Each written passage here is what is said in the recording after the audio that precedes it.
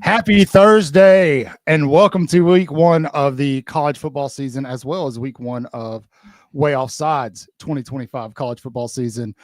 The USF Bulls are down there doing Alex Galesh things to Boise State right now. It's Broncos didn't look wild. good today. It's crazy, but we're not going to waste any time. I know you guys want to talk about injuries, all sorts of things. We're going to talk about it all, and we've got a special guest, a man in high demand.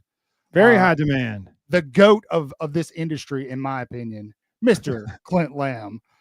Let's bring him on, Mr. Lamb. There it is. Hey, Clint, how you doing, man? I'm doing fantastic, fellas. How you guys doing tonight? We're doing good, buddy. Thanks for hanging out with us. Yeah, glad to be here. It's finally football season, right? It feels good. Dude. It feels so good. Last week you got that little appetizer, and now, man, it's golly. I'm stoked. It's like you got something to look forward to. It doesn't matter how bad your work week is. You got something to look forward to every weekend. Absolutely love it. Clint, right off the bat, man, I know you've been busy. I've heard you talking a lot about injuries, and the injury bug seems to have impacted the Tide a little bit going into week one. A pretty significant one this week, as you pointed out over on X. Obviously, Jam Miller is an important guy, but losing a guy like Tim Keenan, even for a little bit of time, feels a little different. And I just kind of wanted to get your thoughts on that and how that might impact Alabama's defensive line moving forward. Yeah, it is significant. And the reason being is you look at, like, I would say, quarterback, because if you lose Ty Simpson, your experience factor is just non-existent. Now, granted, Ty Simpson doesn't have a whole lot of playing experience, but as far as time in the system, you would have a redshirt sophomore who's technically supposed to be a redshirt freshman in Austin Mack, and you'd have a true freshman in Keelan Russell. Offensive tackle depth. We like the true freshmen, Michael Carroll and Jackson Lloyd, but if something happened to one of your two starters at tackle, is it Olasalinen? Is it one of those two guys? The depth would start to be questioned a little bit. The other spot was the interior defensive line. And just, James Smith, I think, is the biggest game wrecker that Alabama has. But as far as being a steady presence, easily the best run stopper on the team, Tim Keenan has been around for a long time. He's played a lot of football. And, he's a very important part of that defense. And, Florida State, we know they want to run the football, a lot of inside zone, do zone reads off of that, do the RPO stuff. But if you've got a big hog in there, it knows that can maybe stop the run, stop that inside zone, then that certainly makes life easier for you as a defense. So I have full confidence in Jeremiah Beeman as far as stepping up into a starting role, but it's a matter of depth and, who's going to rotate. And I'm sure they'll have some other guys involved, but when you're going that zero technique, one technique, whether you're in the 3-man front or whatever, who's going to be the second guy behind Beeman who can handle that? That's going to be something I'm going to be keeping an eye on Saturday. Yeah, I kind of went back and I did a video. I was talking about the wolf position and the depth there, but it forced me to look at the entire roster. And Alabama is deep. I mean, this is a deep team. It's deep. There is depth, but it's young. And so, with the young talent that Bama has that could fill in, how confident are you in their ability to come in and be impactful or maybe live up to the hype? At what position now? Well, the video I did that forced me to look at the entire team was the wolf. I was looking at guys behind there, but I mean, in terms of talking about like Tim Keenan going down, so these younger guys behind him, there's been some talk about Kelby Collins, which he's not really young, comes over from Florida, but you brought up Jeremiah Beeman, who is, he's still a younger guy. So your thoughts on these guys, youth versus depth, I guess is what I'm asking. Maybe I may not be verbalizing my question well, but yeah, I think I get what you're saying. We've heard great things about London Simmons, and I'm really excited about him. I mean, because the buzz has been generated in such a short period of time. When you get there in the summer, you didn't have the spring to kind of go ahead and get your feet wet, get some of those freshmen, the mental side of things, overcome some of that where you can hit the ground running come fall camp. He didn't have that luxury, and yet he still impressed people. He impressed people in the weight room. He impressed people in fall camp. And with this being a 3-star guy, one of the lower-rated recruits that Alabama signed in this 2025 recruiting class, to hear how well he's been doing, and it's not just him. Isaiah Faga is another one, but he's just built a little bit differently. London Simmons, I think when you talk about that 0-1 technique nose, I think a guy like Simmons is probably the second best you've got at probably doing something like that right now. Without Tim Keenan being available. So that's going to be one I'm going to be keeping an eye on. But Kelby Collins, a lot of times, especially in the Michigan game, typically it was a third down thing throughout the year as far as mugging the two linebackers, bringing them up on the line of scrimmage. And then when you do that, you put them in the A gaps and you fan everybody else out where you got 2-3 techs, and then you got the edges outside of those guys. Kelby Collins, LT Overton, Jordan Renaud, obviously – Edric Hill, a little bit undersized, but he can certainly do that. You got James Smith. Beeman can do that. I'm sure London Simmons can do that. So you've got him playing over a guard. I don't have really any concern, but holding the point of attack when you're playing that kind of run-stopping nose, that's really my biggest concern. I don't know what the game plan is going in. I don't know how much you'll see that. If you continue to see, like against Michigan, they did the double mug stuff pretty much the entire game. If you see that approach, I don't like being that set to where, maybe Florida State can start picking up on some of that stuff. But if you have to do more of that, then, I guess I would understand it. It is going to be interesting to see how they kind of pivot because, as I said, those front four, you're too deep as far as the two interior guys, as far as Tim Keenan, Jeremiah Beeman, James Smith, and Edric Hill. Loved that foursome. And then when you start hearing about, Kelby Collins being a part of that rotation, and then London Simmons, you felt really good about the depth. You lose a key piece like Tim Keenan, and now you're kind of left scrambling a little bit, trying to figure out exactly how it's going to look.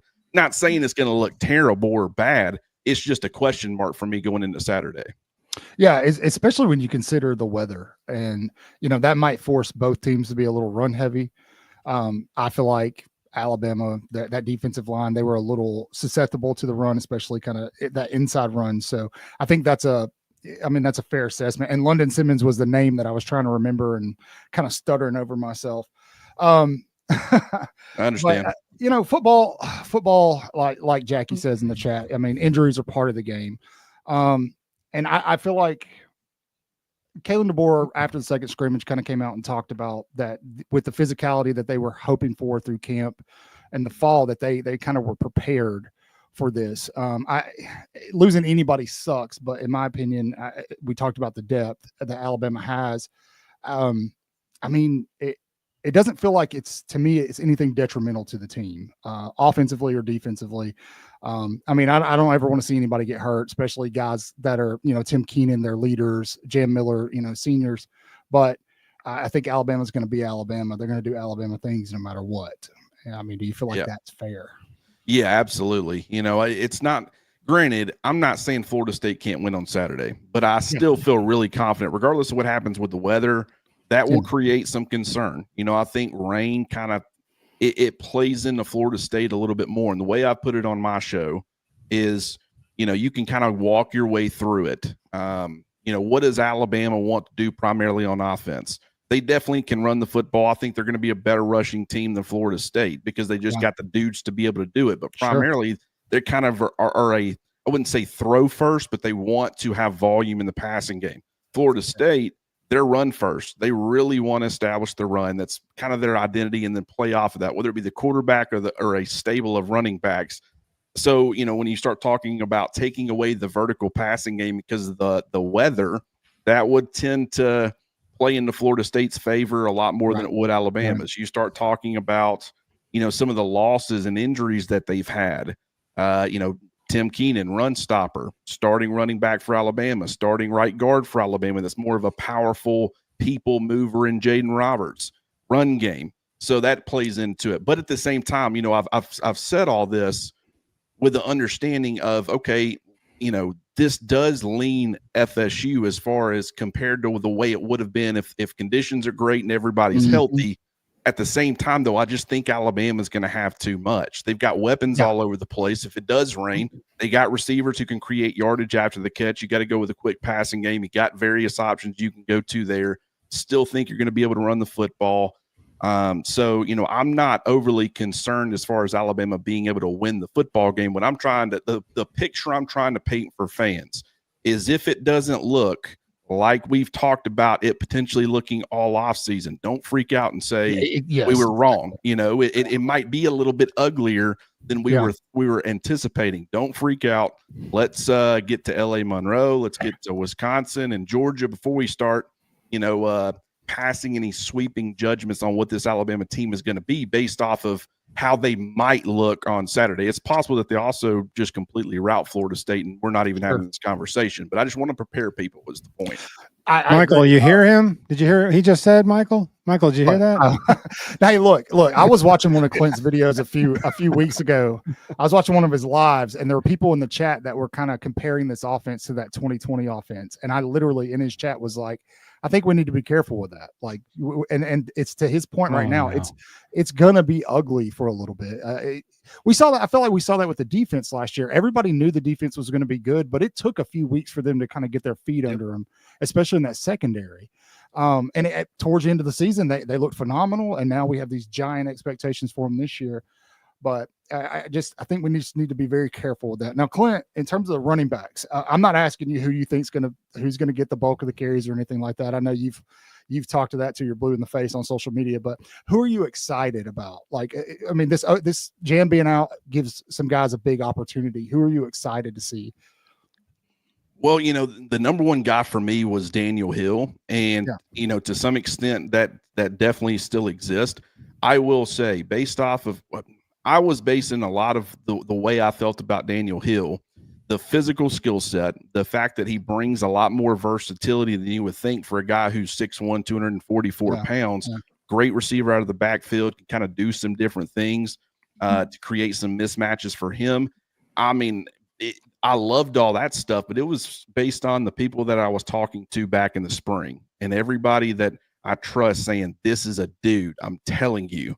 And, granted, what was it, last week or the week before, Ryan Grubb gets interviewed. He's kind of going through the running backs. I actually think when he first mentioned Daniel Hill's name, he actually meant to say Richard Young. I could be wrong on that, but he rattled off each name individually. He said Daniel Hill's name twice. So I think he meant to say Richard Young to start, which would have made sense. But when he mentioned Daniel Hill, he pretty much was saying, like, he really didn't start fall camp like he was running in the spring, and he's been kind of getting back to that. So we've been kind of waiting on him to come on. And then when Kalen DeBoer was asked about him during the SEC coaches teleconference yesterday, he mentioned, that he's got a great skill set and kind of went over some of the things that he does. But he did say, as far as consistency and just playing at a high level each and every day, I think that's kind of been the problem. So when you hear that, I'm not saying, oh, well, I'm out on Daniel Hill now. But, for a guy who's 6'1", 244 pounds, he can be an absolute man out there, a man amongst boys. I hope he goes out there and plays like it. Now, when the lights turn on, I mean, I don't see where he would go out there and not give 110%. maybe it's just, that's a issue, a practice issue, I guess you would say. But that's made me kind of have some reservations, because one thing I do know about Richard Young is that cat's going to run hard, man. He loves being physical, and I think he's definitely going to be a massive part of Alabama's plans this Saturday. Absolutely. I agree with everything you said. I'm really excited about I mean, just the fact that, again, nobody wants injuries, but just to get these guys some meaningful reps and really, again, we keep saying the word, but to explore that depth. And Hill, I mean, that he is exciting. And I don't think enough people realize what Alabama has in that backfield. It's stacked. I would argue, I don't think there's anybody else in the country that's got a running back room like that. And I mean, trying to be unbiased here, I can't think of one off the top of my head. I'll tell you right now, I don't know if you can go RB 5 and 6 to the talent of a Kevin Riley and an AK Deer. I'll tell you that right now. Yeah, exactly. Yeah, no, I'm with you 100%. Hoping Hill can be the mutter we need. If it's a rainy day, put the big guy in there. I like the game plan. That's something that I would do. And just, well, the good part about right now, Jam Miller would have handled the lion's share of the workload had he been healthy. Yeah. But what has happened is guys will get opportunities. And I don't think it's going to be going in saying, hey, this guy's going to see the most opportunities, or he's going to be the lead horse. I think it's more of, we got a bunch of different options, a bunch of guys that we trust, whether it be in pass protection, a receiver out of the backfield, or running the football. So let's put them all out there and let's just see what we got. So I personally think we're going to see a fun little competition kind of play out live against Florida State. That's an interesting take. Makes it be a blessing in disguise. Absolutely. I was kind of going with the philosophy. I know everybody kind of expects this offense to just air it out, but I was kind of going with the idea that Bama would approach the game kind of, trying to challenge their run game and their offensive line. So I kind of thought that was going to be the case anyway, rain or not. But I mean, it looks like their hand might be forced. So just checking it earlier today, it looks like it's going to get pretty nasty. So another rain game down in Florida. Yeah. But at least it's not. Surely you jest. At least we've had some great experiences. Man, I got to be honest. The two, I guess, probably the two most miserable games I've watched in a while was 2023 USF. Yeah. And then that Michigan game last year was pretty miserable to watch as well, just because it felt like that the weather was bothering Alabama in both of those games way more than it was the other team. That was just really frustrating to watch. So hopefully that didn't continue to be the case. But I will say I don't foresee that being as big of an issue as it has been. No, I don't either. I definitely don't. I will say it was a couple. What year was it? We went down and played Florida in Gainesville when they had 2021. I think so. I remember Will Anderson sucking oxygen coming off the field, just completely gassed. The defense gave up like 400 yards. It was humid. That was the only time I've been in Gainesville. And first of all, that crowd was crazy, but also I know. It was they had an open press box, and God, I was a lot more thankful for what they provide us at Bryant-Denny when I was going through that, because I'm a big redheaded guy. We don't do heat well. We don't do humidity well. So it was rough. I feel you, brother. I feel you on that. It's like if I'm in a press box, I expect to be in a press box. If I want to sit out in the humidity, I'll go sit out in the humidity. I got press credentials, so I can not have to do that. I went and watched them 2 years ago. They played USF at home, Anthony Richardson, and I went and watched, and it was absolutely miserable in that place. So I feel you. Yeah, it's rough. I do. So Florida State, I think a lot of fans are struggling with the idea that this isn't going to be the same Florida State team as last year, literally and figuratively. I think they brought in, 40 something folks. There's new faces everywhere. Obviously Castellanos.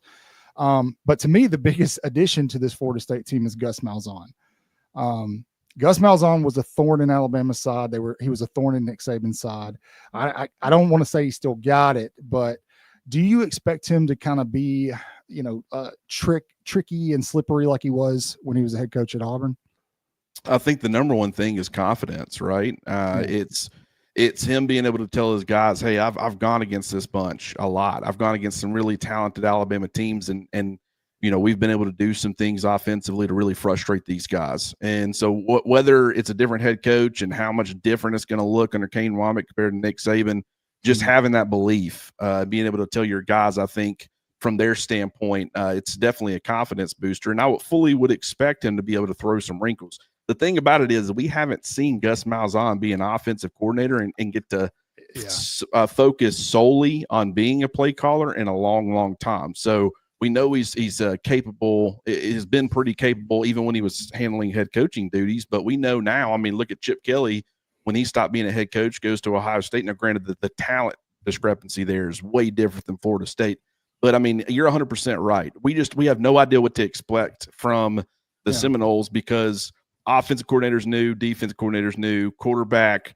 You got a 4-man committee as far as the running backs. You got a true freshman. You got a transfer in there. You got all 3 your starting receivers, 2 transfers, true freshmen, transfer tight end, 4 your 5 offensive linemen or transfers. So, that's also what makes this kind of difficult is I think they have upgraded the talent by quite a bit, but it's also all brand new and it's the first game. If they were playing game 7, 8, 9, and we kind of knew what Florida State was at that point, I think it would be way easier to predict.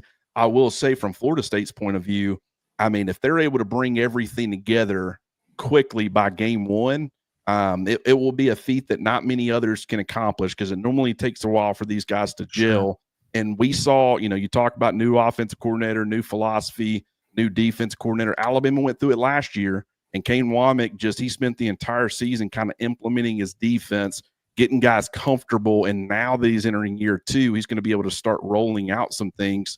That's just a part of transition. So Florida State's going through the same thing. Will Tony White be able to do with this bunch what he was doing at Nebraska and what he was doing at Syracuse? Like, I just that's going to be difficult for game 1, week 1. So that's definitely advantage Alabama. I like that. I like what you said. Kane Womack was asked earlier about kind of adding on to his defense to that 4-2-5, and he said something along the lines of like, no, we're not going to add to it, but now that it's kind of implemented, we can do more things with it. And so what does that look like to you? Can you kind of dig into that a little bit? Yeah, I think a perfect example was just one of the things about the secondary is it's easily the best position group on the team. Yeah. And that includes the wide receivers. I would put the wide receivers as like a close second, but secondary to me, just the depth, the talent across the board at every position. It is one of the best collections of talent that I've ever seen. And that includes some of those Nick Saban defenses. It would rival from a talent standpoint. I'm not going to guarantee that they get the most out of those guys to the extent that Nick Saban did. That's a remains to be seen. But I also will say, based off of last year playing a bunch of true freshmen, I thought they did a pretty good job of maximizing what they had.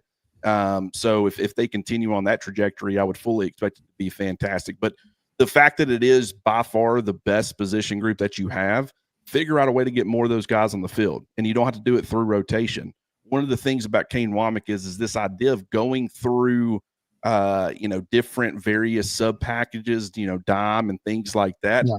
He's never really been a guy to do that. He's going to play out of a 4-2-5 look, or, with that wolf, it can be a 3-3-5, however you want to look at it, but typically 5 defensive backs. But when we were at practice, I guess it was either last week or the week before, we noticed that they were doing some 6 DB stuff, and it makes sense to me. You look at a guy like Deuce Robinson for Florida State, 6'6", 223 pounds. A guy like Dijon Lee, I understand he's a freshman, and I'm not saying that experience couldn't play into Deuce Robinson's favor, but when you're talking about matching size, length, and athleticism, Alabama's got the dudes to do it against a big body receiver like that. So any way that you could get those guys in the field, allow them to make an impact, I think that's going to help. I think as far as the Wolf being more diverse in how they, implement him, regardless of who it is. And I think that you're going to see a much larger variety of coverages and how they disguise things. Typically they'll show 2 high, in a lot of instances, but they're going to go 1 high. They're going to roll safeties down and they're going to go 1 high a majority of the time. But I think that you could end up seeing some split safety looks, especially if they can trust that front 7 where they feel like they can leave an extra defender back there and, just add some different pictures, both pre and post snap, to confuse quarterbacks. And then, of course, having a good feel for maybe using that double mug, continuing to use it. When you do that, you create a lot of man blocking situations. And whether you send 4, 5, or 6, if you're showing 6 up there on the line of scrimmage, If the running back has got to be, if he was planning to go out for a route, a lot of times he's got to stay in and protect. If the tight end was planning to, he's got to stay in and protect. You got to make sure you got a man for everybody. But then if they bail, now you've removed a potential receiver out of the equation. Like, that's kind of one of the reasons you do that. I think you'll see a large variety of things to kind of make life as difficult as possible for opposing offenses. Fantastic. Ladies and gentlemen, that's why Clint Lamb is the best in the business. That whole spiel right there. That's it. It doesn't get any better than that. No, dude, that was amazing. The fact that you just pop right off the top of the head. I would stutter all over myself. So you mentioned something earlier a second ago. Sorry, Michael. No, you're fine. Go ahead, man. You mentioned earlier about like a Kane Womack defense versus a Nick Saban defense. I was actually texting with a friend of mine this week. Actually see him in the chat. What's up, JT? But he mentioned about how a lot of the Saban defenses, there were backs to the play a lot. And so those running quarterbacks would get 10, 15 yards before anybody even knew they were running. And maybe in this Womack scheme, there's a little more of a zone or front facing where you won't have so many backs to the play, so to speak. That is definitely a pretty key difference. Saban was the complexity of his defense required your corners. I mean, there was always strain on your corners. I mean, in a lot of instances, they were kind of left on islands, and that's why you just had to have dudes. With this type of defense, Nick Saban, he liked the length and the size. He had size requirements because you're playing press and you got to be physical and all those things. But, when you're doing more of this, middle of the field coverage zone stuff, you got to be able to have the length to cover the deep parts of the field. And a guy like Dijon Lee is, you talk about like the Richard Sherman, Brandon Brown, or Legion of Boom days, the 6'3", the 6'4" corners, when you're going cover three, very difficult to get those footballs over those long corners. I think that based off of body type, but also athleticism that these guys bring to the table, I think it just opens up a wide variety of things that you can do if you're Kane Womack. And that's one of the big reasons he went from being a head coach at South Alabama to being the defense coordinator at Alabama, is the fact that he knew that he was going to have at his disposal a level of talent that he had never seen. And pretty much however much he wanted to get creative, he would have the guys that could go out there and execute whatever his vision was. And I think that he has had quite a bit of fun of figuring out creative new ways that he can use this personnel. They're talking about the cheetah package, having some sort of variation of that. You've got the guys that can go out there and do it. You need to be smart in how you implement that and situationally when you use it. But, they got guys across the board. They got a bunch of bandits they can use, a bunch of wolves. And so, they can definitely get creative in how they deploy those guys. I'm looking forward to that challenge of stopping the Malzahn thing. But, the Malzahn has our number. Malzahn gave us fits. He did sometimes, but he was 3-6 against Alabama, 3-5 against Alabama. But one of those wins was the kick six game. One of those wins was that fluky game where the helmet pass bounced off a helmet, went 100 yards the other way, pick six, 100 yards the other way. So I don't think that Malzahn is as scary as some of us are remembering him to be. Still a threat. I'm not saying he's useless, but I think also, like you said, he can focus only on offense now. So that is going to be a difference. But and there's been times, that 2013 game. No, they just steamrolled everyone. Was it 2013? It was the shootout. No, it might have been 2014. Nick Marshall came back in 2014, correct? Either way, it was the shootout in Tuscaloosa. Just back and forth. That's the one that Alabama ends up winning, but yet, the Blake Sims game. Yes, but once again, Gus Malzahn and Auburn were feisty on offense, and they caused a lot of issues. But at the same time, you're 100% correct. Like this idea that there's any reason to be scared. Florida State doesn't have the talent. They don't that Alabama does. They don't have the depth. And this coaching staff for Alabama is one of the best collections of coaching talent I've ever seen. And I've continued to reiterate that all offseason. You got former defensive coordinators, multiple of them.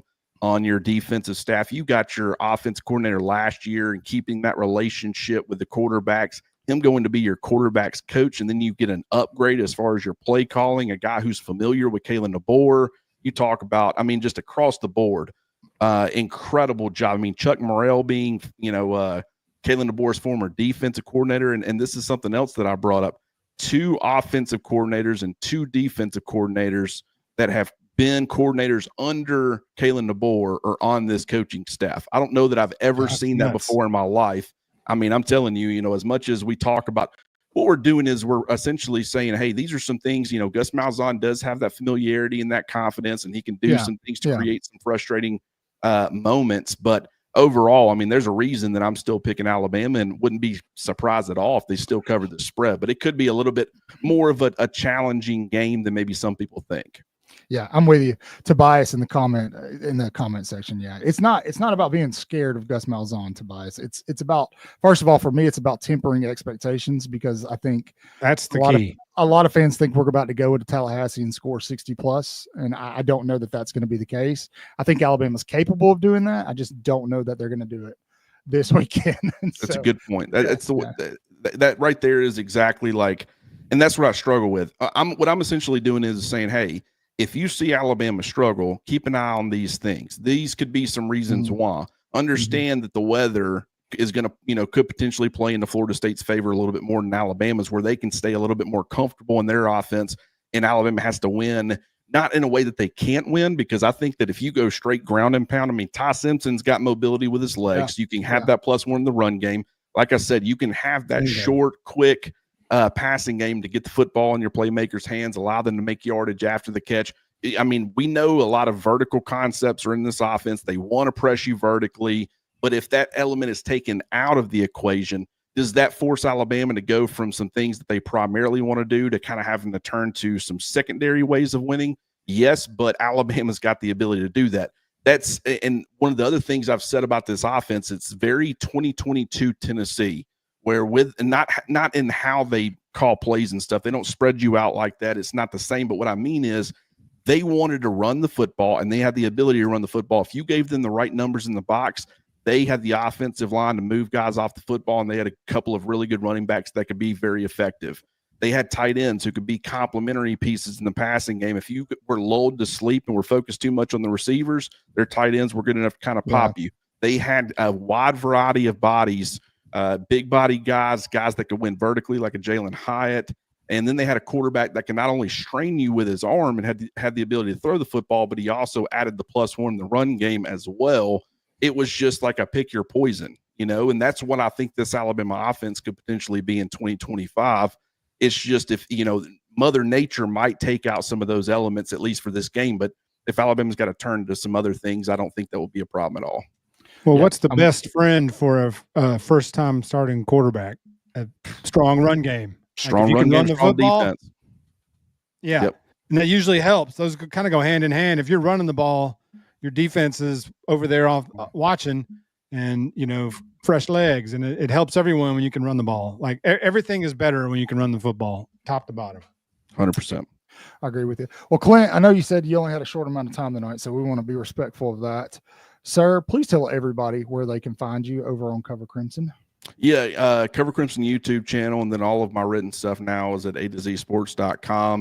Going to be putting out some more stuff leading up to the game, but the probably the number one thing you want to keep an eye out for is it won't be directly after the game because we'll have the post-game show, but I'll be putting out my quick observations after the game. Always take notes during it, so that should be something I haven't been able to do for a while. Definitely looking forward to that. And fellas, I appreciate y'all having me on tonight for sure. Yeah, dude. You're always welcome, dude. Thank you, Clint, for your time, brother. Big round of applause for Clint Lamb.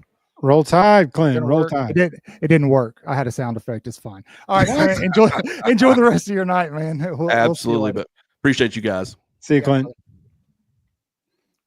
All right, fantastic. That's like there it is.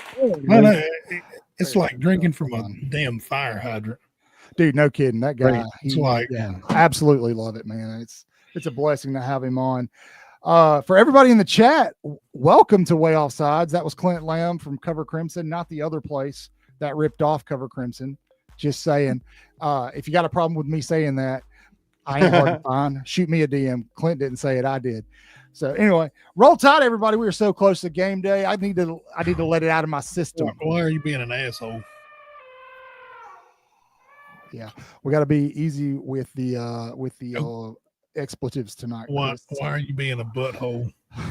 Let's just say, why are you being a butt? Okay.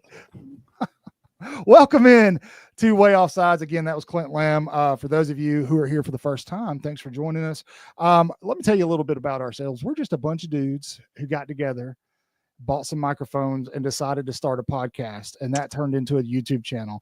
That's Half okay. the time, we don't know what we're talking about, but we try to be funny and make it fun for you. Jeff saw me about to have a meltdown earlier before you came in. So Really? oh yeah, Was it Always tech issues. I had no audio in my headphones. It's okay. There's no User snare error. in my headphones. Do me a favor if you're here, leave a big thumbs up on the video, like, subscribe. Also, you can hit the notification bell. Look, we do everything everybody else does. We just do it a little different. You can get all of your Bama information here, recruiting, game day talk, guest interviews, all sorts of stuff. We've got some 2027 recruits soon coming down the pipe. If you don't want to miss any of it, hit the notification bell. If you're on an iPhone, you might have to do that in your notification settings. You can also find our website, Waaaay Offsides. It is very easy to find. It's 4 A's, never 3, never 5. If you have trouble remembering, just ask Skip Bayless. Waaaay, this is all caps. Waaaay. Waaaay. Thanks, Skip. I love You're it. the man. Little did he I know love that he plugged us, and so, but he did. So Appreciate that, Skip. So, chat, how you feeling, man? I want to know. We're getting close. Yes, Mr. Cannon, I do think that Alabama will utilize the wide receiver screens. I think that we saw that a little bit in spring. We saw that a little bit in fall ball. So I would not be surprised. They've got the guys to do it. I don't know that Ryan Williams would be the primary target for that. I think it'd be probably Mr. Jeremy Bernard, but we'll see. Still waiting on your first check from Waaaay Offsides. Take Well, your Lance, pick, though. There might be a few receivers that could take that little bubble screen and do some damage with it. Lance, I'll tell you what, man, if you can learn to spell the name right, we'll cut you a check. It's only 3 A's, Lance. God, so close. We just had Skip spell it for you. Yeah. Before we jump into the other stuff, just a quick thank you to everybody. We've been pumping out a lot of content the last 2 weeks. I kind of slowed down yesterday and today, dealing with some health stuff.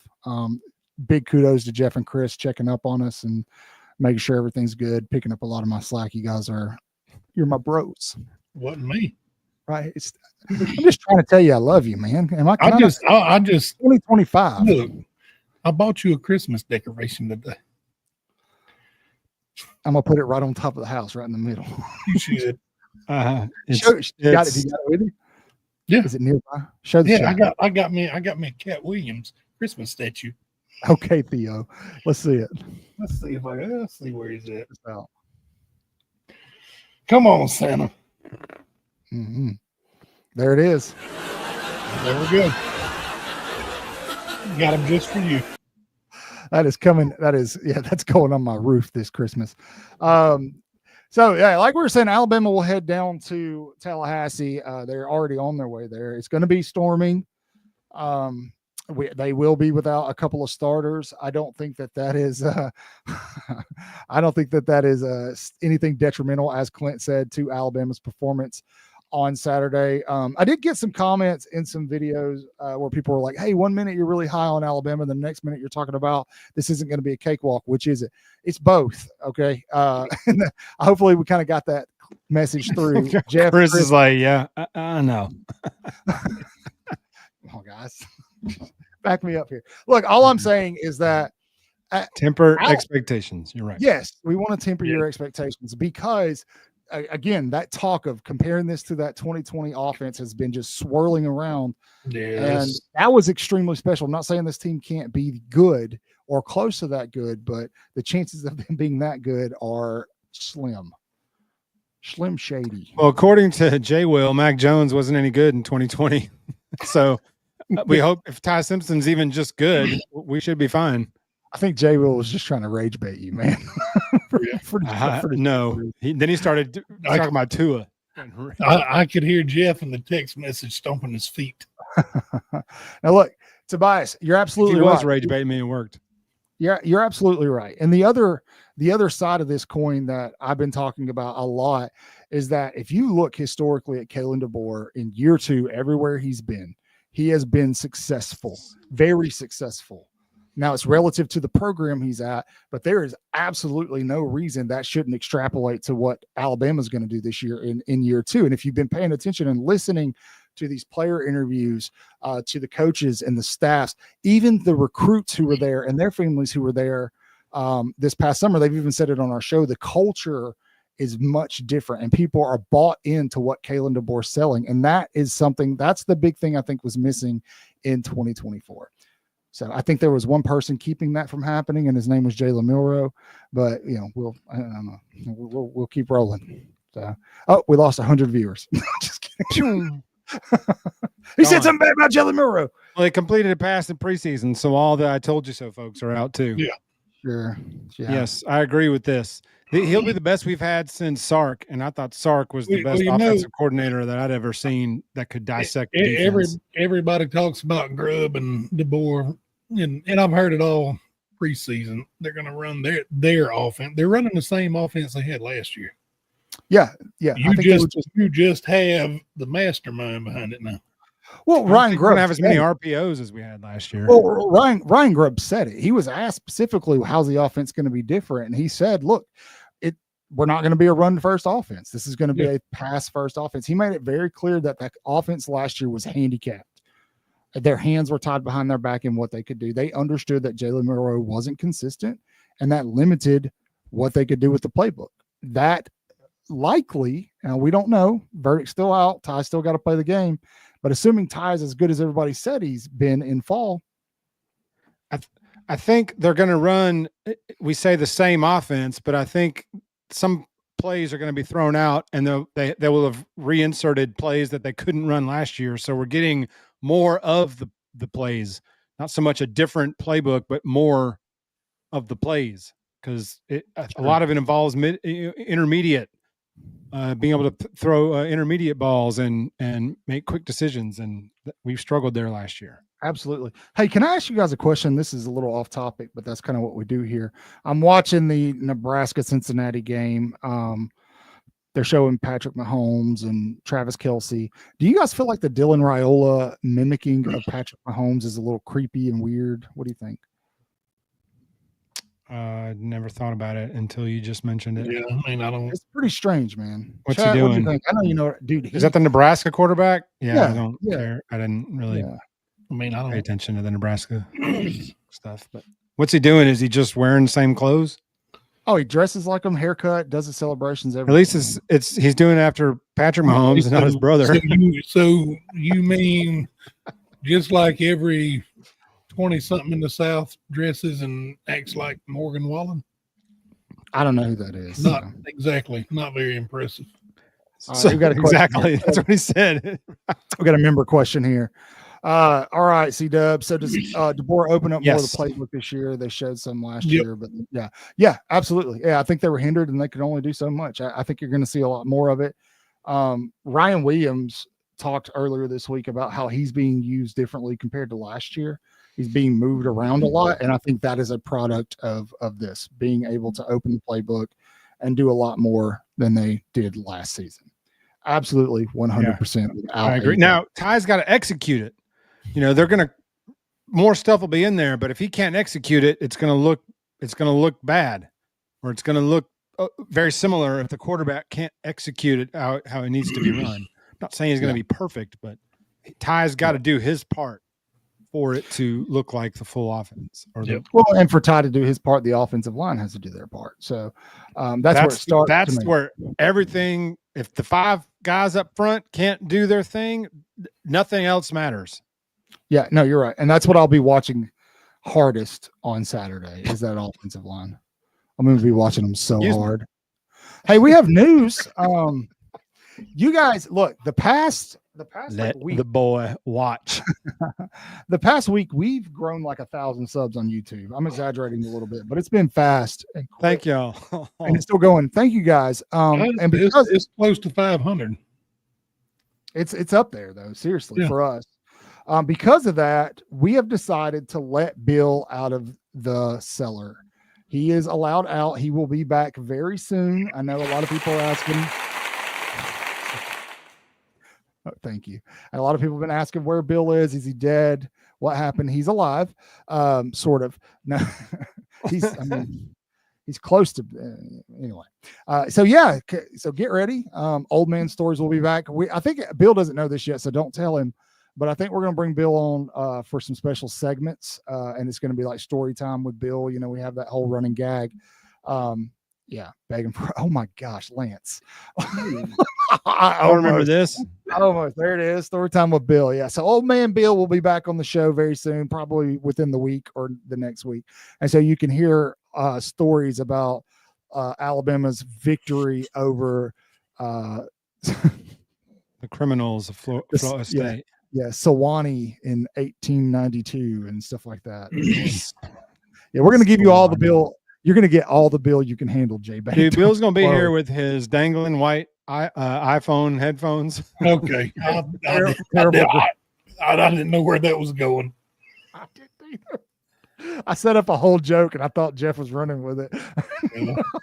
Sorry if I derailed the joke. Sorry. Okay. Jay, they call him Big Bill for a reason, buddy. So he's coming for you. Do you remember that show? What was that movie? Porky's? Yeah. That one guy they called Meat. Why did they call him Meat? He ate a lot of steak. I thought so. Not a pork.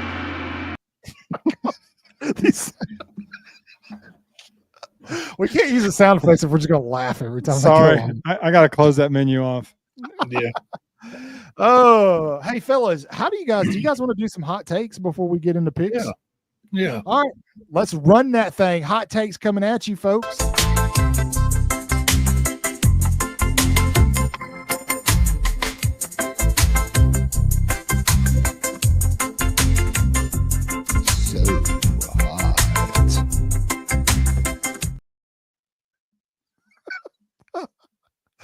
Welcome to Hot Takes, brought to you by University Traditions. If you want to spend my dollar hat, all you got to do is go to universitytraditions.biz. They have them. I think they're taking pre-orders again for another shipment. But Hot Takes, I figured since the season starting, we should talk Heisman Trophy. Why not? Right? It's never too early to talk Heisman Trophy. I want to hear your dark horses for the 2025 Heisman Memorial Trophy. So, Jeff, I'm going to handle the pitchers here. You handle the other thing like we talked about. Who wants to go first? I think let me go first because mine is the most obvious. All right. Okay. All right. So your pick for Darkhorse Heisman. Ty Simpson. Easy peasy, easiest question you've ever asked me. Ty Simpson. I think Tyler Phineas Simpson is going to ball out for the Tide this year. And although I told you earlier to temper your expectations and don't compare this to 2020, he's going to Mac Jones it up.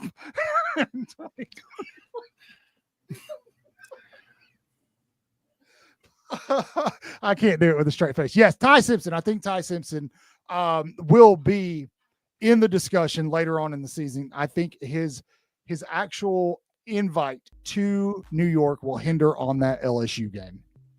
What do you think? Is the game in Baton Rouge this year? No, it's in Tuscaloosa. It's in Tuscaloosa. Yeah, it matters, but Baton Rouge. I mean, if Ty's in New York, we in the playoffs, man. Like we in the mix. Yeah, I think he's Bama's best shot at making it to New York this year. I would agree with that. Unless Ryan Williams goes Smitty and has just a Amari Cooper Smitty type season, or somebody does. But so hard for a wide receiver to win that award. Not to say and this year we would never have that much targets in one guy. Our receivers are too good spread across the board, and they're just going to pepper the ball all over the field. So deep. So Chris, I gotta clip that later, too. That was perfect. He was looking off to the side and goes, fantastic. All right. Who is up next? I think we should. Chris, you want to go? Go ahead. Chris. All right, Chris. Go ahead, Jeff. His Darkhorse Heisman is DJ Lagway. That's Nope, not. that's not Chris. No, let's go, Jeff. You go. Jeff, Go, DJ Jeff. Lagway. So from you. yes, Sorry. me, I picked DJ Lagway Sorry about that. for nothing. I mean, I just was trying to run down the list of quarterbacks I thought could put up big numbers this year, and if he stays healthy, I don't see any reason why he can't put up at least an invite. I don't disagree with you, man. If he Is can stay that the only argument you have? Basically, I didn't put a lot of effort into this. Yeah, you didn't. well, I mean, I don't. Everybody already knew who Chris was going to pick the second we threw this question out. Lover Jake of all Coker. things cock. All right, Chris, for your potential Dark Horse Heisman, South Carolina's own Lenoris Sellers. Can you explain to us your thought process here, sir? The glasses. 100% the glass. No, I mean, look at what he, as a freshman, he was a freshman last year. I mean, look what he did last year. He pretty much, I think Clemson, he put 166 yards on the ground against them. He scored the go-ahead run. Yeah. He scored the go-ahead touchdown. He's 6'3", 240 pounds, very Cam Newton-ish. He is. He had He is. last year he had 2,534 yards in the air, 18 touchdowns, 7 interceptions, total QBR of 70. I'm trying to see his rushing yards. I don't see them, but I'm He had assuming like it was 687, almost 700. It was a lot. I like all of those choices. I like all those choices. Jake Coker should have won a Heisman. My only concern with DJ Lagway is can he stay healthy throughout the season? See, I don't think that he that's really it. can. Yeah. Lance agrees with A you, lot of man. new quarterbacks. Yeah, like Lance. There's a lot of new quarterbacks this year. There are. There certainly are. I mean, I was even going to go, okay, who's Ohio State's? Oh yeah, he's new. And it's like maybe Drew Aller, but you got to win big games to do that, and I don't see him doing that. Cade Klubnik. Ty Simpson's a good. Klubnik wasn't really Darkhorse. That was too obvious. I didn't go Klubnik because I figured that was just too obvious of a. Yeah, him or Nussmeier, pretty obvious picks. Just You know who's really going to win the Heisman this season? Shador Sanders. Auburn Anonymous. Those guys. I hope they're watching. Where are they? I think Miles is actually en I route bet to Waco. they're on their way to Waco. I They're think he's on the they're way to headed to- Texas. Be headed careful out there, guys. to whatever it is, Mount Pleasant or whatever. You're going to go join a cult. Yeah, We'll never see him again. he's going to swing by the Branch Oh, Davidian wait. complex. Lance, this is interesting. I would not put it above Carson Beck to go down there and ball out. I really You might wouldn't. forget what Carson Beck looks like. Go check Michael's Twitter feed. They do this every year. I don't feel like laughing. Don't make me laugh. Oh my gosh, that tweet got like 4 million views. That was awesome. That's great. How did everybody enjoy week 0, man? It just felt It's good. not over. It's not over. Well, it's not, but I'm trying to thought segue The into start of into week my 1 picks. was tonight. Yeah, Is tonight, Chris, considered the end of week 0 or the start of week 1? It would be. Well, it depends on if we're depends on if we're working on our schedule or theirs. theirs? Then it would be the end of week 0. 0. Okay. Okay. Well, it's the start of week 1. And so up until this point, we've made picks. Chris, do you have those picks with you right now? I have right now so far. Let me update it. Thank you, sir. So far, we're waiting on 3 games to be completed. Okay. But I am not doing well. so That's okay. far. Me and you both have 2 right out of Okay. 2 that's been completed, and Bill and Jeffrey have 0. Chris, high fives. Camera high fives. 1, 2, 3. Bam. That was I don't know how to do this. no, we did it. Did we? But you went back in for seconds. Yeah, I wanted another one. Like Oh, here. 1, 2.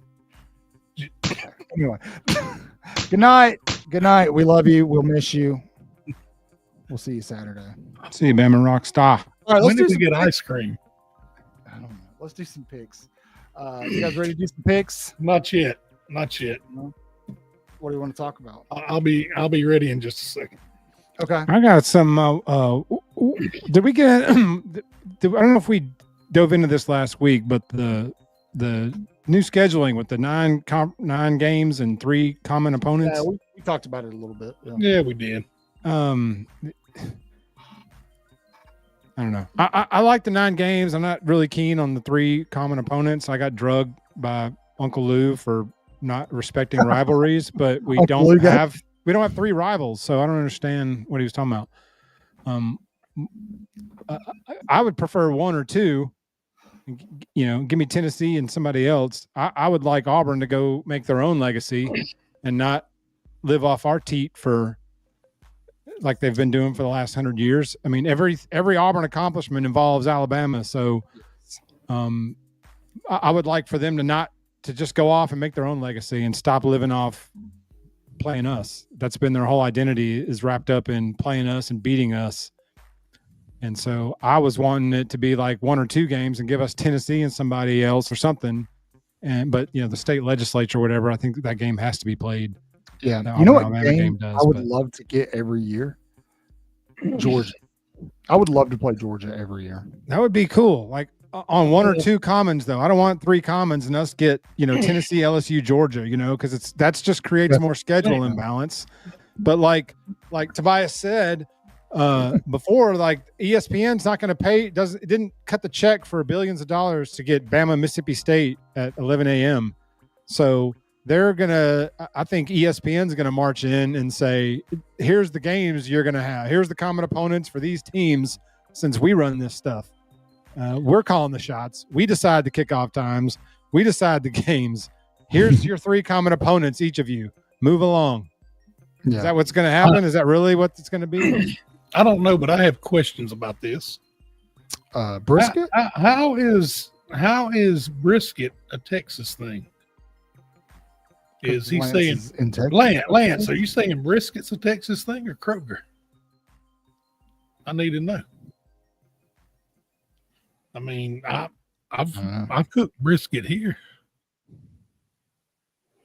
I've done brisket down here. Yeah. Lance is hungry. I don't know. I everywhere I go got beef. I mean, I don't know. I feel personally attacked. It's okay. It's Lance. That's what he does. He called us. He called you that word right there. Yeah, just a little while ago. That. Whoa. Hey, where's our moderator? Do we have a police siren? I don't know. See if we do. We do. Police, arrest that man. Arrest him right now. Lance. I have no words.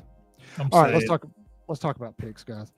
We're just gonna ignore Lance's blasphemy and talk picks. Yeah. All right, first up this weekend. These are in no particular order. Here we go. Deal with them as they come, but we'll start with a little brother across the state tomorrow night. Your Auburn Tigers travel down to Waco, like we said, home of barbecue and murderish Colts. That game will kick off at 7 p.m. That is Central Time. Auburn is a 2.5-point favorite. Chat, who are you taking? Let's see. Chris, you want to start off? Yeah. I'm taking the Bears. The Bears. The really? Bears. Okay. Yeah. I'm taking this is their national championship game right here. Who, Baylor? This is Baylor's championship game against Auburn. They should aim higher. Sorry for Baylor. Who else are they going to play? They want to prove a point against the SEC team. Well, Auburn's kind of an SEC team, I guess. Jeff, who are you taking? I took the War Beagles. I took the Auburn Tigers. Yeah, I'm with you. I think I'm going to go with Auburn. I think they'll have just enough gas to get it done. Baylor is still Baylor. no matter I think what. Auburn's receivers are too good and are going to make more plays than Baylor's defense will. Absolutely. Now, whether Jackson Arnold can get him the ball or he's just going to hang on to it, I don't know. But yeah, the ball gets in the hands of some of those receivers, I think they're capable of making more plays than Baylor's DBs. Right. Now, this is one of those games where, like, I'm going to be more than happy to be wrong. But now if I'm wrong, yippee skippy. Yeah, but for the sake of winning our pick'ems, I'm going to take Auburn here.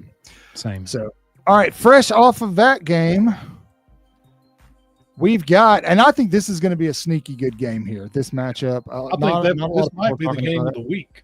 Okay, I don't know about all that, but this might be the game of the week. Game of the work week. Hey, yes. You mean of the weak teams? The game of the weak teams? Is that what you're talking about? Tomorrow night, the Yellow Jackets of Georgia Tech will travel up to Colorado to take on Deion Sanders and his flashy Buffaloes. Tech is favored by 4.5 points. I guarantee you those 4.5 are because of Hayes King. Is that it? Haynes King or King Haynes, whatever. No, that was your nickname in college. They called me Meat. No, I'm just kidding. They called me. I made all A's. They called me Ace. Dr. Pepper Museum in Waco. That's cool. Yeah, that sounds like a Bill story. Yep. I'm taking the rambling wreck. Yeah, I think I'm going to go with Tech on this one, but do not sleep on Colorado. I think Colorado, in the long run, will win their conference. Yeah, I'm going with Tech. Yawn. Tim says GT. He said, "Give me the Hornets." I mean, the Yellow Jackets. Are Yellow Jackets and Hornets? What are they? No, Yellow Jackets. They're not. No, nothing. They're both dead if they land anywhere near me. They're what? They bite. Okay. They bite. They get swatted with the fly swatter too. My name is Jeff. All right, Saturday, the big day, Christmas morning. Weirdly enough, the biggest game of the day in terms of rankings is one of the earliest kickoffs of the day because Ohio State. The Texas Longhorns will travel up to the Shoe to take on the reigning national champions, Ohio State Buckeyes. The game will kick off at 11 a.m. It's their big noon kickoff or whatever. Ohio State is favored by 3. Chat, Chris, Jeff, who you got? Buckeyes. I'm with you. There's a reason Buckeyes at home. There's a reason I put that Texas logo upside down. I've told you guys, I think Texas loses a total of 3 games this year. And I think this is the start of it. Caleb, yeah, we do too, man. Absolutely. We talked about that earlier with Clint Lamb, man. If you're a little late popping in, be sure to go back and check it out. But we're going to get to that Bama pick here in just a minute. I notice a lot of people are hitting around that same number. Me too. All right. So everybody's picking Ohio State on this one. That's fair. This is a game nobody really cares about, but for the sake of picks, we're going to pick it. Yeah. At 10 p.m. on Saturday night, you've got the Utah Utes heading over west to take on the UCLA Bruins, who will field Tennessee's old quarterback, Nico Iamaleava, however you say it. The Utes are favored by 4.5. I'm going with the Utes on this one. I think Nico stinks it up. A quarterback's not good if you don't have wide receivers, and UCLA doesn't have it. So give me the Utes. He's overrated anyway. Yep. And if you guys haven't, I do suggest you watch American Primeval on Netflix. It will. They probably don't want you to, these guys and BYU, but definitely go watch it. It's amazing. Let's see what the chat's saying. Utah seems to be a common theme here. Nico sucks. Screw Nico. UCLA wins 0 games this year. Man, that wouldn't shock me. Cam, who are we referencing here, Cam? Who are we referencing? Nico playing in front of dozens. You guys, he's like crafting on people. All right, a big game, a very big game, a game that's more important to LSU than it is Clemson, I think, because Brian Kelly has a tendency to crap the bed in openers. Saturday night, the LSU Tigers will head over to Death Valley, not their own Death Valley, the real Death Valley, to take on the Clemson Tigers and the I don't know. I was trying. What's a fun adjective that starts with a D? The Dreadful Dabos. There we go. There you go. It kicks off at 6:30 p.m. Clemson is favored by 3. A lot of people have them as the favorite to win the national championship. I am definitely leaning the Tigers here. How about you guys? Give me the Tigers. Chat, let us hear it. Go Tigers, but the other ones. I'm going Yabo Dabo. I'm going with Clemson. Yeah, for those of you who have watched the show, I'm picking Clemson. I don't get the LSU hype. We had Daily Joy on, and she even said she's cautious about the LSU hype. So I think I think I'm going to go with Clemson on this one. It doesn't really matter in the long run if LSU loses this game, but I don't particularly think it's going to be close either. So, all right, sticking with moving into Sunday, we've got football for 5 straight days.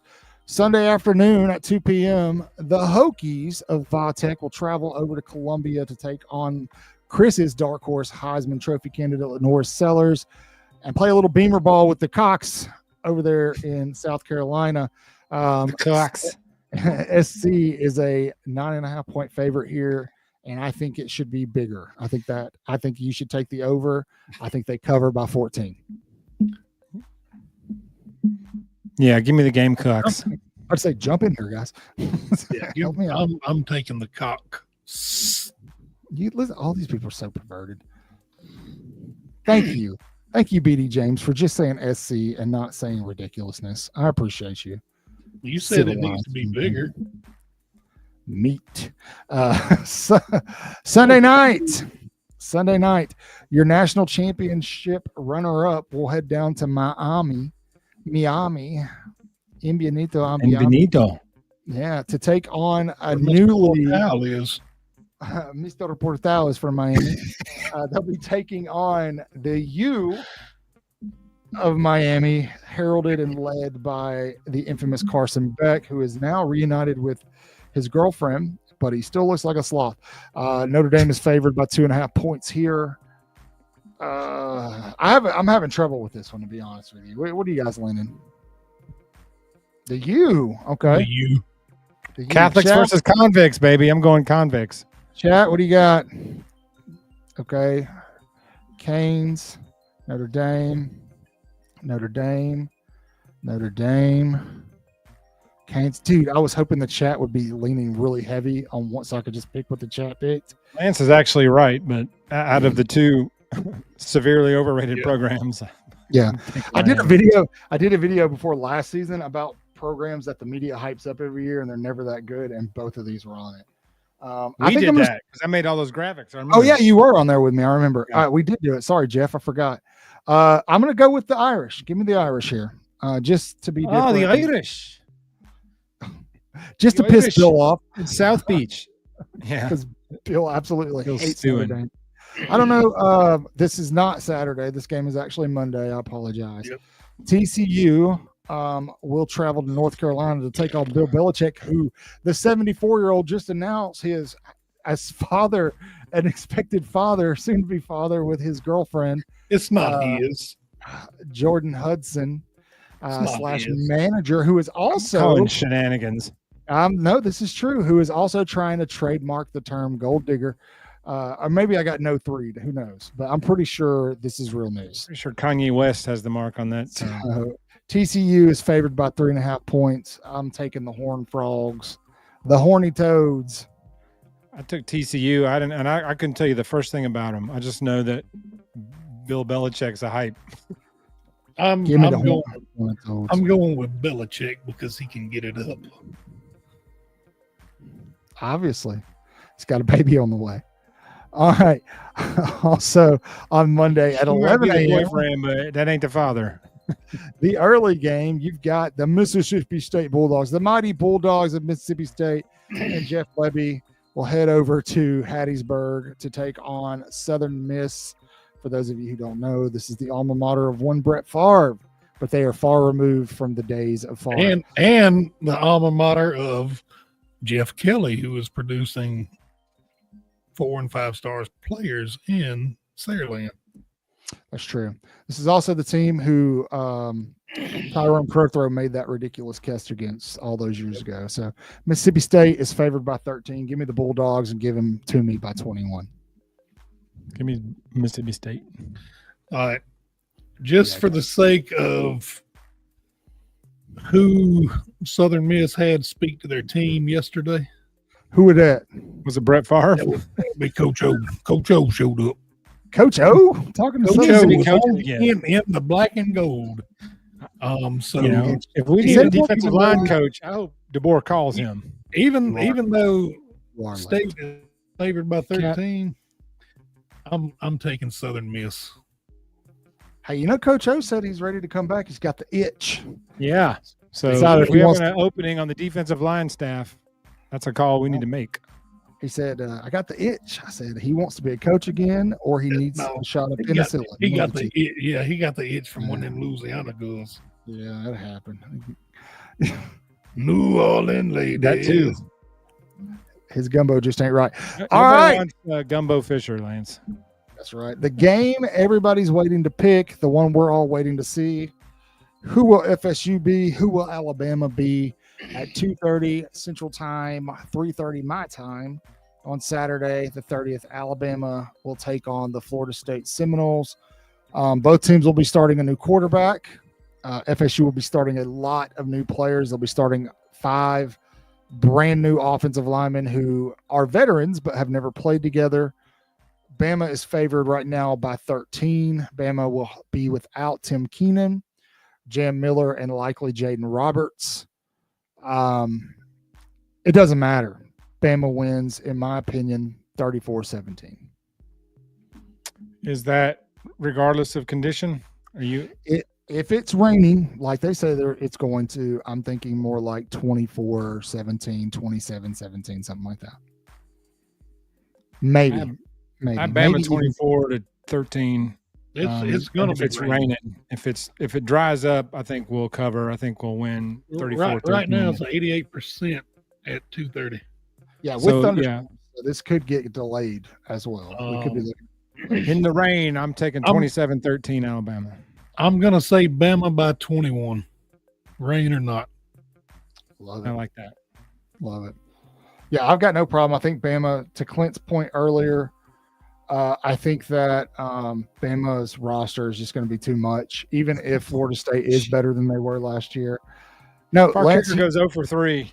Yeah, we might lose. He kicked better this year or this week, man. Relax, y'all give Talty some grace. But sorry, golly, I forgot my train of thought.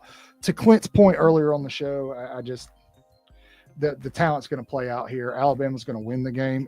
The question isn't who's going to win. It's what is the win going to look like. If Alabama beats FSU, but they squeak by, the narrative for Alabama is going to change going into the meat of their schedule. The narrative for FSU will change too, as well. Now, if Alabama does what we think they're going to do and they beat the brakes off of FSU, nobody's going to be surprised by that, right?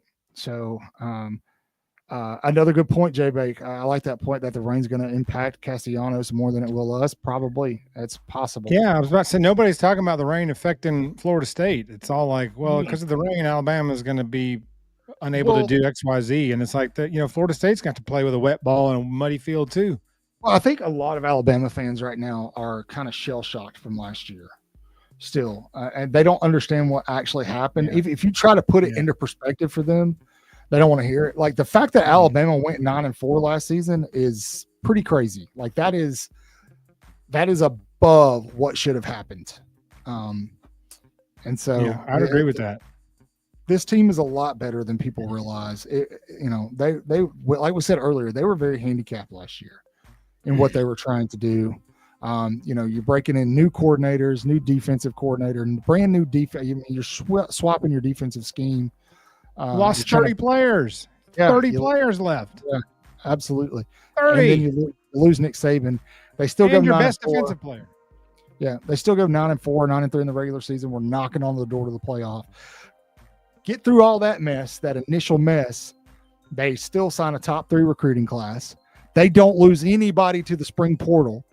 They return the most talented roster in college football. That's not me saying it. That's a fact in 2025. You bring Ryan Grubb. Dude, things are just adding up. They're just adding up. I did see this. I did a whole video about this, C-Dub.